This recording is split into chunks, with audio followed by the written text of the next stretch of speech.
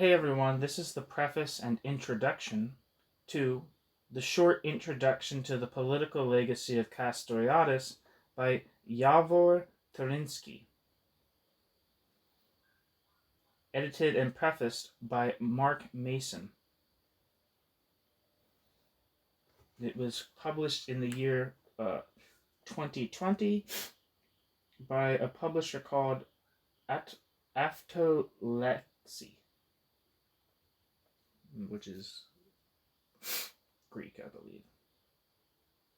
Well, it is Greek, yeah.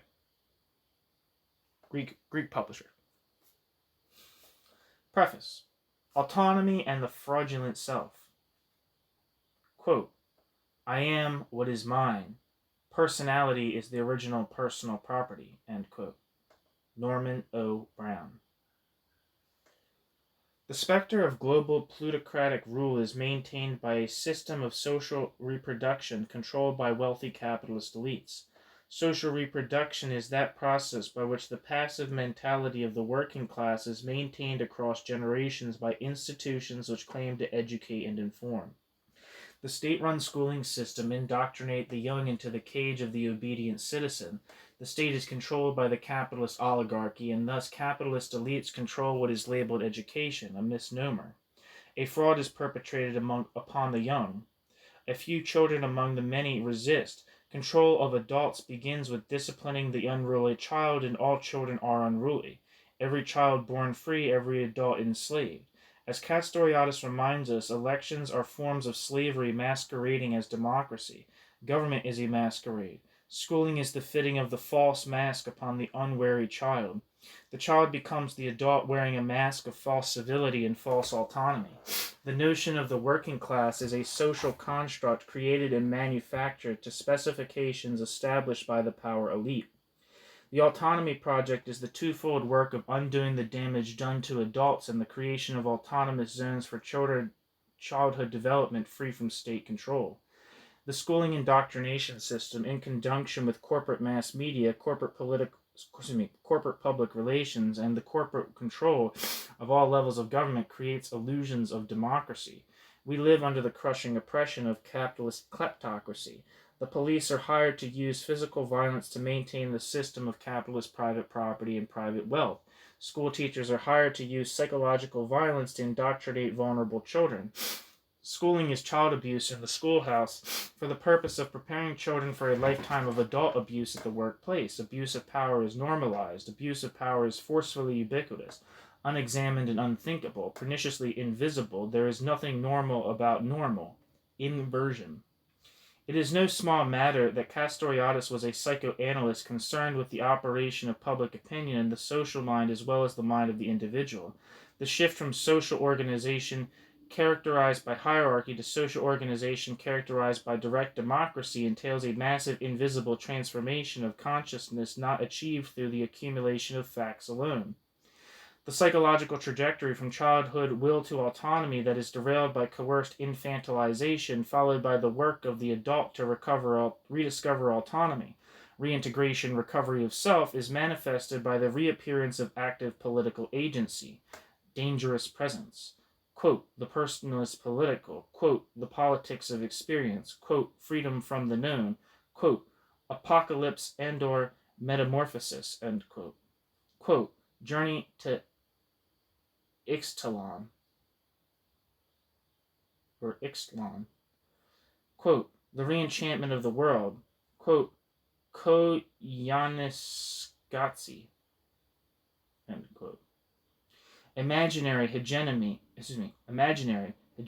ideology, enculturation/socialization, social reproduction, ego, persona, selfhood, indoctrination, propaganda, delusions, denial, displacement, somnambulism, woke, false woke, subterfuge, PTSD, trauma, imago, IMAGO, parent-child dyad, regression, agency, self-actualization. The problem of the self is that it does not belong to us, rather it is a manifestation we behold. The body politic, the collective unconscious and unconscious of the collective. The struggle between Thanatos and Eros. Identity is political. Agency is that character of the person attuned to class oppression and engaged in the struggle toward the autonomy of Castoriadis. Imaginary as a noun takes on the broad landscape of the unseen psychology of systems of indoctrination, fundamental values, beliefs, and attitudes, mostly unconscious, and propaganda, products of event-based lies, subterfuge, blame shifting, and distraction. What is identification and the psychological experience of the subjectivity as it pertains to various socioeconomic power systems? The autonomous self is not achieved by the mere additive function of accumulating information, although this is necessary, but rather it is a qualitative shift of consciousness from the external other-oriented self to an internal centering of self that must be sharply distinguished from the experience of the narcissist. The internal weightiness is engaged with the other as another being in time and place. The notion of the commons is absent from the modern public vocabulary. Paradise lost, lost horizon, the landscape of perpetual postponement. The search of the new anthropological type is the work of experimenting with and discovering psychological and bodily tactical mechanisms against the parent-child dyad. The institutions of modern Western society are not democratic because the people do not know what democracy is. Parents do not teach democracy because they do not know what democracy is. Schools do not teach democracy or allow in any meaningful form, or do not allow it in any meaningful form. Schools teach obedience to authority. Work organized by capitalism teaches obedience to authority. The mass media does not teach democracy. It teaches consumerism and jingoism. Government itself does not teach democracy, but rather instead it teaches a parent-child power dynamic. Religion, again, does not teach democracy, instead demanding self-shaming obedience to authority.